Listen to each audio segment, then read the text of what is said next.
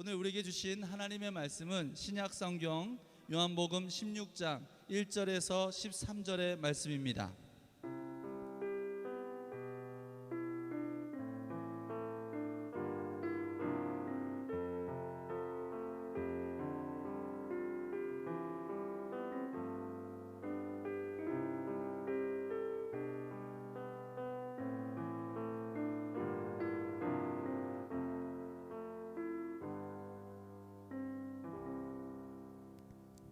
이는 살아계신 하나님의 말씀입니다. 내가 이것을 너희에게 이름은 너희로 실족하지 않게 하려 함이니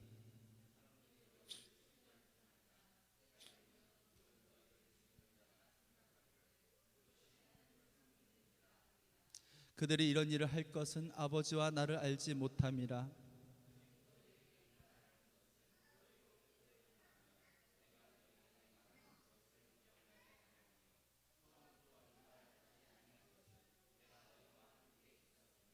지금 내가 나를 보내신 이에게로 가는데 너희 중에서 나더러 어디로 가는지 묻는 자가 없고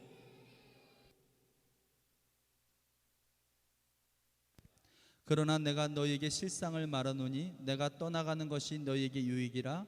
내가 떠나가지 아니하면 보혜사가 너희에게로 오시지 아니할 것이요 가면 내가 그를 너희에게로 보내리니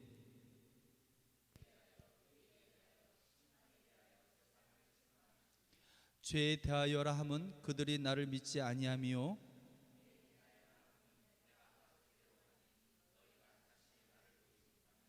심판에 대하여라 함은 이 세상 임금이 심판을 받았음이라.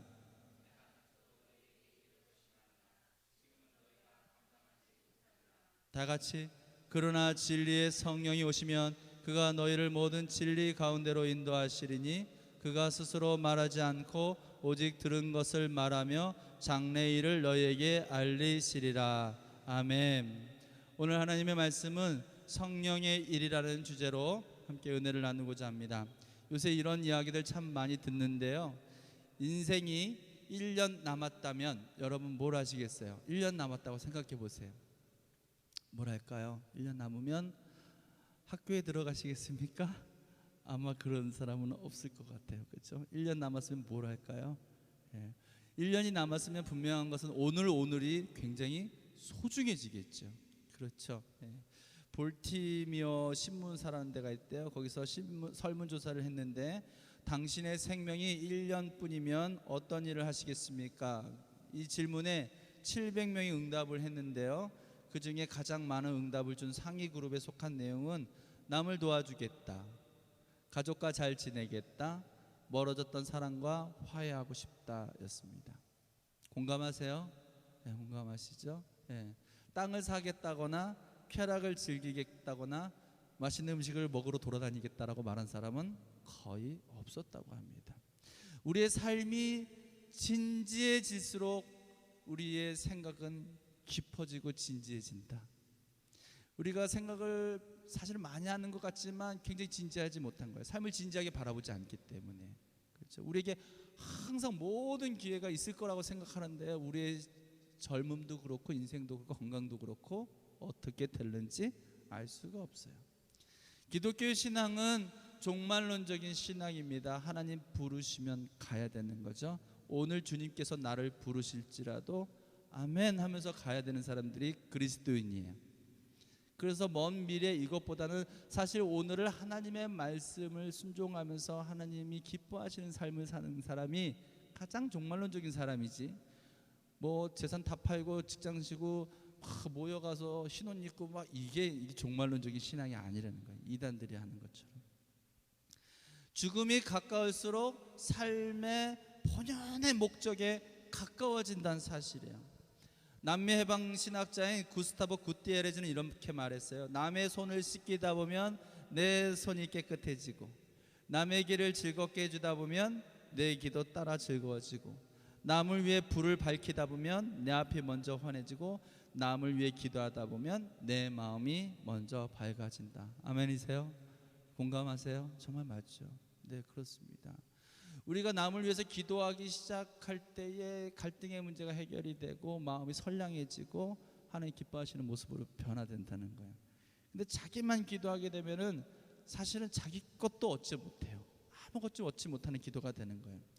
십자가의 고난이 곧 임하시는 상황이, 오늘 본문은 예수님께서 조금 있으면 이제 십자가의 고난을 당하셔야 되는데, 그 이제 우리 일생에 1년 남았다면 이 긴박한 순간, 예수님은 더 며칠 안 남으신 거예요. 그 임박하신 상황 속에서 주님이 우리에게 하신 얘기는 가장 긴급하고 가장 중요하고 가장 절실한 얘기가 아니겠는가.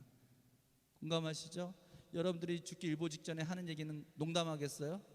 아니겠죠. 정말 시간이 없기 때문에 진리에 가까운 진리의 이야기만 할 수밖에 없는 거예요. 근데 오늘 그 얘기를 우리에게 주신 거예요. 그게 뭐예요? 바로 성령님이 우리에게 오실 것이다 라고 하는 거예요. 예. 우리 주님이 우리에게 주신 가장 최고의 메시지가 성령님이 곧 오실 것이다. 네. 그럼 왜 성령님에 대하여 말씀하셨을까요? 1절에서 3절 말씀입니다. 내가 이것을 너희에게 이름은 너희로 실족하지 않게 하려 함이니 사람들이 너희를 출교할 뿐 아니라 때가 이르면 무릇 너희를 죽이는 자가 생각하기를 이것이 하나님을 섬기는 일이라 하리라. 그들이 이런 일을 할 것은 아버지와 나를 알지 못함이라 라고 얘기하셨어요. 주님이 이 얘기를 하신 이유가, 나도 이제 곧 십자가에 달려 죽고 너희도 이제 고난을 당할 것인데, 그 고난이 출교당하고 심지어 어떻게 너희를 죽이게 될 것이다. 너희를 죽이는 자가 올 것이다. 그런데 그들이 뭐라고 얘기하냐면 이것 또한 하나님이 섬기는 일이라고 그들이 변명할 것이다 얘기하는 거예요. 생각해 보세요. 경고가 분명히 우리에게 떨어졌어요. 그러면 여러분, 우리가 모르는 상태에서 함정에 빠지면 그게 함정이지만, 이게 함정이야 라고 생각하고 거기에 빠지면 그게 함정이겠어요? 유혹이라고 하는 거죠. 유혹. 그렇죠? 그러니까 하나님은 사실은 성경을 통해서 우리가 당할 고난과 인생의 문제에 대해서 다 얘기해 주셨어요. 공감하세요? 진짜? 그런데 고난이 있을 것이다 그렇게 말씀하셨는데, 다툴 것이다 얘기하셨고, 질병이 있을 것이다, 시험에 들 것이다, 그러니까 깨어있고 기도하라 말씀하셨단 말이에요. 그런데 우리가 그 고난에 그 함정에 안 빠져요? 빠져요. 문제가 있을 것이다 얘기했는데 그 문제에 다 빠져요. 이해하시겠어요? 예? 가끔 애들이 그래요. 야, 그거 만지면 안 돼. 그거 깨지니까 그거 만지면 안 돼. 이렇게 얘기하는데요, 어김없이 만져서 그거 깨트린다니까요. 자녀를 키워보신 분 다 경험해 보셨죠? 정말 화딱지 나요. 말 안 하고서 깨트리면은 내가 말할 걸 이렇게 얘기하는데, 말했는데도 가서 깨트려요. 인간이 그런 것 같아요. 예? 고난을 당할 것이라고 말씀하고 있는데도 불구하고 고난 당하면 속수무책으로 당해버리는 사람들. 그리스도인들은 주님의 고난이 있을 것이다 라고 얘기할 때 거기서 정말 아무런 힘도 아무런 영향력도 발휘하지 못한 채 속수무책 당하는 사람, 그리스도인 아닙니다. 예. 가룟 유다에게 네가 나를 팔 것이다 라고 말씀하셨어요. 돌려서 얘기하셨지만 이 중에 나를 팔 사람이 있다라고 했을 때 가룟 유다는 자기를 이야기하는 줄 알고 있었을 거예요. 베드로에게 네가 나를 부인할 것이다 라고 얘기하셨을 때는 그 부인하는 상황 속에서 예수님의 얘기 들었던 거 생각날 거예요. 하지만 여지없이 넘어가고 맙니다. 성경은 이것을 아직 성령님이 오지 않았기 때문이라고 얘기해요. 그래서 우리가 실족하지 않기 위해서는 성령님을 받아야 됩니다. 그런데 왜 이런 일이 생기는 것일까? 성령님 아직 모르기 때문이에요. 하나님 알지 못하기 때문이에요. 예? 3절에 아버지와 나를 알지 못함이라 라고 얘기하는 거예요. 예, 하나님을 모르는 거예요. 아는 것 같지만 모르는 거예요. 잘못 아는 것은요, 모르는 것보다 더 위험해요. 공감하세요? 그렇죠? 잘못 알면요, 아예 모르면은 두려워가지고 행동하지 않는데, 잘못된 지식으로 하면 크게 다치는 거예요. 문제가 생기는 거예요. 잘못 아는 것도 사실을 모르는 것이죠. 성경에 고난에 유익이 있다고 말씀하셨어요. 아멘이세요? 야고보서 5장 13절에 너희 중에 고난당하는 자가 있느냐? 그는 기도할 것이요 즐거워하는 자가 있느냐? 그는 찬송할지로다. 여러분, 고난이 있다고 얘기하셔서 성경에 이제 아는 자들 됐어요. 그럼 고난 받으면 어떻게 해야 돼요? 기도하고 즐거워하셔야죠. 아멘이세요? 고난이 임하면 감사헌금하세요. 목사님 우리 집 망했어요. 막 이렇게. 예? 하나님 그렇게 하시지 않으실 거예요. 예. 기뻐했으면 좋겠어요. 예. 기뻐하는 것은 상태가 아니라 태도이다. 감사하는 것은 원인과 결과가 아니라 우리의 태도여야만 된다. 그 태도를 우리에게 이끄시고 요청하시는 분이 누구시다? 성령님이라고 하는 거예요. 아프리카 정글을 탐험한 학자들이 몇 가지 실험을 했대요. 뭐냐면 정글에 사는 수많은 동물 가운데서 이제 한 종류씩 없애고 그 결과를 지켜보는 실험이었어요. 먼저 하루 종일 시끄럽게 울어대는 새, 그 새를 없애버렸어요. 어떻게 됐을까요? 조용해졌어요. 그런데 시간이 지나니까 적막해지기 시작했고 숲이 무서워지기 시작했어요. 공동묘지처럼 적막한 숲이 되어버렸다는 거예요. 이 나뭇가지 저 나뭇가지를 옮겨 다니면서 나뭇가지를 꺾고 숲을 망가뜨리는 존재, 원숭이들. 두 번째는 원숭이를 내쫓아 버렸어요. 그랬더니 나뭇가지들이 서로 엉키고 덮여서 스스로 썩어 들어가기 시작했어요. 정글이 황폐화되기 시작했어요. 여러분들도 다 싫어하죠? 세 번째, 징그러운 뱀 없앴어요. 뱀 보면 아우 저런 거는 왜 하나님이 만드셨는지 몰라 이렇게 생각이 들 때 있잖아요. 저는 그런 거 있어요. 거미. 저 어렸을 적에 거미가 이게 몸에 들러붙은 이렇게 크고 노랗고 샛노랑 있잖아요. 그게 얼굴에 들러붙은 그 트라우마가 있어요. 그래서 지금도 그 거미를 보면 막 땀이 나고 막 긴장이 돼요. 그래서 저보고 거미줄 떼라고 할 때 제일 싫어요. 사실은 트라우마가 있어서 그래요. 예? 여러분이 떼세요. 아멘 해주세요. 예? 저보고 떼라지면 여러분이 떼세요. 트라우마가 있어요. 그 뱀들을 없앴어요. 어떻게 됐을까요? 그랬더니 뱀이 이렇게 잡아먹는 뱀을 천적으로 갖고 있는 쥐들이 뜨글뜨글해지기 시작했어요. 쥐들이 번식력이 강하다 보니까 숲에서 판치기 시작했어요. 그 많아진 쥐들이 해충을 잡아먹는 또 벌레도 다 잡아먹어버렸어요. 결국 숲이 병들기 시작했어요. 이 실험을 통해서 학자들은 하나님께서 만드신 자연은 모든 것이 함께 어우러져야 한다라는 것, 그래야 건강하고 질서가 잡힌다는 것을 알게 되었어요. 우리 교회에 고난이 있는 것을 저는 감사합니다. 감사는 태도라고 얘기했어요. 네? 여러분의 인생에 고난이 있는 것은 기뻐하지는 않겠지만 감사합시다. 그것이 우리의 삶을 건강하게 하고 하나님 살아계심을 의지하게 한다는 거고, 기도하기 위해서 우리를 성도로 그리스도로 하나님 믿음의 장성한 분량으로 이끄신다는 사실이에요. 아멘이시죠? 정말. 두 번째는 성령에 대하여 무관심한 그리스도인이 존재한다는 사실이에요. 오늘 4절에서 6절 말씀 제가 읽어보겠습니다. 오직 너에게 이 말을 한 것은 너희로 그때를 당하면 내가 너에게 말한 이것을 기억나게 하려 하며, 성령님은 우리에게 내가 너에게 가르친 것을 생각나게 하시리라. 보혜사 성령님이 오시면 생각나게 하시는 분이에요. 처음부터 이 말을 하지 아니한 것은 내가 너희와 함께 있었습니다. 지금 내가 나를 보내신 이에게로 가는데 너희 중에서 나더러 어디로 가는지 묻는 자가 없고 도리어 내가 이 말을 함으로 너희 마음에 근심이 가득하였도다. 성령님을 모르는 사람들의 특징, 주님 어디로 가는지 묻지 않는다. 영의 세계에 대해서 묻지 않는다. 영의 세계에 대해서 관심이 없다는 거예요. 그리고 영의 세계를 얘기하기 시작하면 오히려 어떻게 된다? 6절 말씀, 마음에 근심이 가득하다. 영의 세계 얘기도 듣지 않아요. 하나님의 은사, 기적을 얘기해도 믿지 않아요. 성령님의 임재를 구하는 예배를 드리면 이상하다고 얘기합니다. 예배 가운데 하나님의 나라, 통치, 권세 그런 거 얘기하면 이상하다고 얘기합니다. 그것은 절대로 그 사람들에게 관심이 대상이 아닙니다. 왠지 교회 개혁을 얘기하고 있지만 사실은 자신만의 또 다른 정의감에 사로잡혀 있는 거예요. 십자가는 나와는 전혀 무관한 삶이고 선교와 전도는 해본 적도 없습니다. 왜? 영의 세계에 대해서 궁금하지 않기 때문에 그렇습니다. 몇 해 전에 제가 안동에 가서 교사 사명 집회를 인도한 적이 있어요. 그 안동 사람들 어떻습니까? 얌전하죠. 양반 동네 아닙니까? 제가 갔더니 거기 총회장님이 하시는 말씀이, 목사님 오늘 집회 끝나고 기도하실 거죠? 네, 뭐 항상 해왔던 거니까. 통성기도 하시나요? 당연하죠. 목사님 저희 안동 사람들입니다. 무슨 얘기예요?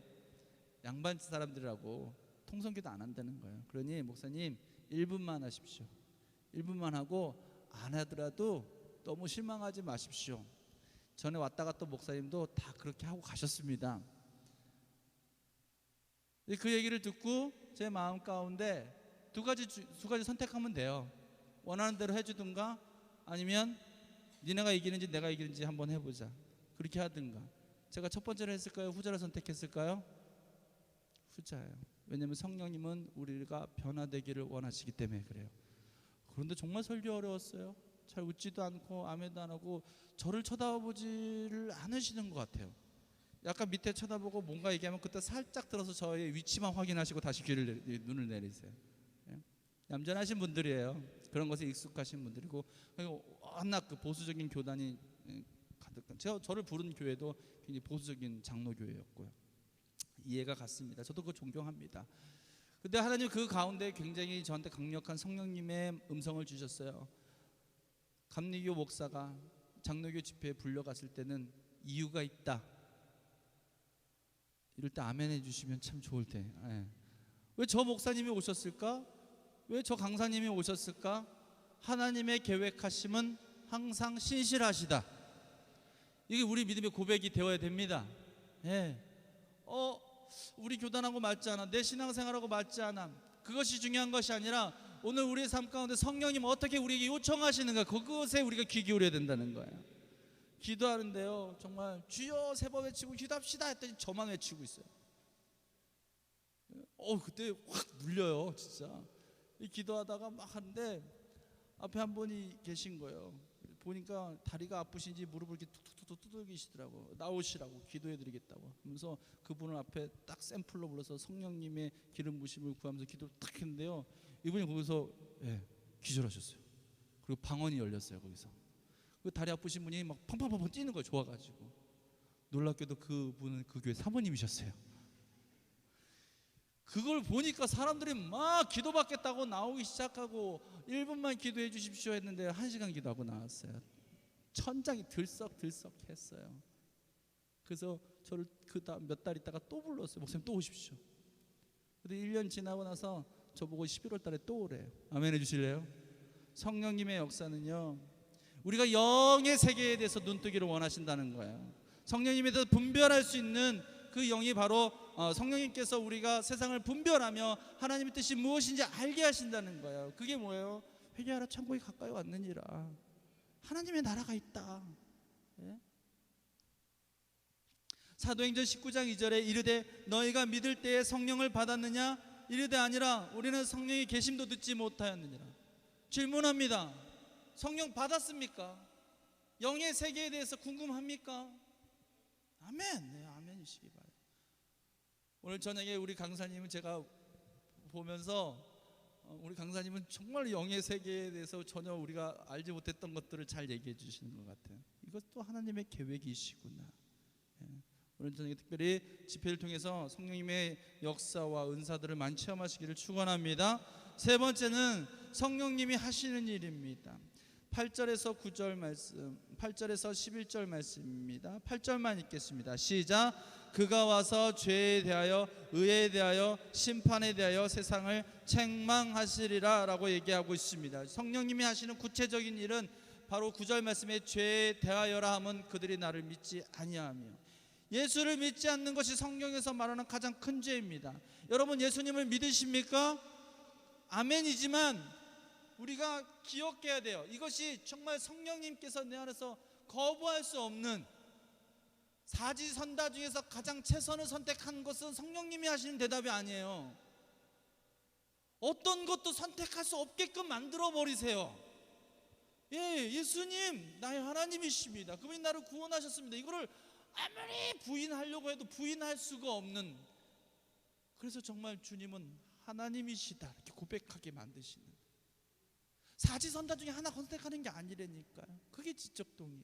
진짜 성령님께서 우리에게 부어주시는 마음은 정말 나를 위해서 십자가에 달려 돌아가셨구나, 나를 살리기 위해서 하셨구나라는 것이 감당할 수 없는 그 감격과 기쁨과, 때로는 나 때문에 희생하신 주님에 대한 비참함으로 같이 와야 되는 거예요. 속은 울고 겉은 웃고. 이해하세요? 감격하는 거죠. 울면서 웃잖아요. 누가 상 받으면 막 울잖아요. 좋아가지고. 구원의 감격은 그런 거 아닐까요? 성령님은 우리에게 오셔서 예수를 믿지 않는 것이 가장 큰 죄이다라고, 이것이 멸망받는 죄이고 이것이 영생의 판가름 나는 죄이다라고 얘기하는 거예요. 요한복음 3장 36절, 아들을 믿는 자에게는 영생이 있고, 아멘 하세요. 아들에게 순종하지 아니하는 자는 영생을 보지 못하고 도리어 하나님의 진노가 그 위에 머물러 있느니라. 둘 중에 하나라는 거죠. 진노냐 영생이냐. 어중간한 건 없어요. 축복받으시기를 축원합니다. 네, 그 아들 예수 그리스도의 권세가 있음을, 그분이 모든 것을 완전하게 승리하게 하실 분이라는 사실 기억하시길 바라요. 또 10절에 의에 대하여라 함은 내가 아버지께로 가니 너희가 다시 나를 보지 못하며, 어떠한 상황에서도 진짜 의는 성경의 의라고 나타난 것은 뭘로 해석하라? 믿음으로 해석하라 그랬죠. 우리의 믿음의 최종 종착지는 십자가여야만 되고 예수 그리스도여야만 됩니다. 물질에 문제가 생겼어요? 그러면 은행을 달려가는 게 아니라, 지점장 앞을 달려가는 것이 아니라 하나님께로 먼저 다가가시기 바랍니다. 그러면 은행장한테 갈 때 지혜를 주실 거예요. 길을 열어주실 거예요. 예? 이것이 분명한 우리의 삶의 우선순위다라고 하는 거예요. 어떤 상황에서도 십자가로 나아가십시오. 가기 어려운 상황에서도 반드시 십자가 나가서 복음 앞에 서야 됩니다. 그것이 바로 성경에서 말하는, 주님 말하는 의라는 거예요. 우리 스스로는 절대로 의로울 수 없어요. 우리 아까 기도했잖아요. 우리 스스로는 이 예배를, 하나님 기뻐하시는 예배를 요만큼도 만들 수 없다는 사실 인정해야 돼요. 손을 들고 기도하면 하나님께서 기뻐하시겠지? 하나님께서 기뻐하신 예배 드리겠지? 연주를 오늘 또 뭐 각 연주별로 이렇게 하는데 왜 이렇게 소심하게 해? 아까 연습할 땐 잘하더니. 그것으로 하나님 영광 받으신 게 아니라 하나님 이곳에 임하셔서 우리에게 나타나시고 계시하실 때 이 예배는 들려지는 거예요. 그러나 우리가 그걸 신뢰하니까 이곳에서 경배 찬양하고 마음껏 주님을 찬양하는 거 아닙니까? 예배는 그렇게 드리는 거예요. 하나님께 하는 거. 조금 바꾼다고 되는 거 아니에요. 성경 우리에게 조금 바꿔라, 하나씩 바꿔라 이렇게 얘기하지 않아요. 뭐라고 얘기합니까?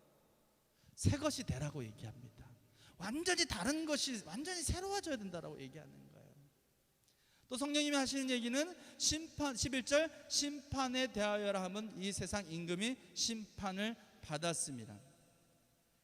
세상의 임금들이요 심판을 받았다는 거예요. 성령님이 그걸 알게 하시는 거예요. 우리 모두는 나중에 다 하나님의 심판대 앞에 섭니다. 근데 세상 임금들도 심판 받는다라고 하는 거죠. 그런데 사실 이 말씀은 세상 임금에 대한 얘기가 아니라 저와 여러분에게 주시는 말씀이에요. 세상에서 임금처럼 살아가는 사람, 하나님의 말씀에 순종하지 않은, 자기가 법인 거예요. 자신이 주인인 양 살아가는 자들의 가장 큰 죄는 하나님 경외하지 않는다는 것, 자신을 하나님의 위치에 올려놓는 거예요. 하나님의 지혜보다 자신의 지혜를 높이는 거예요.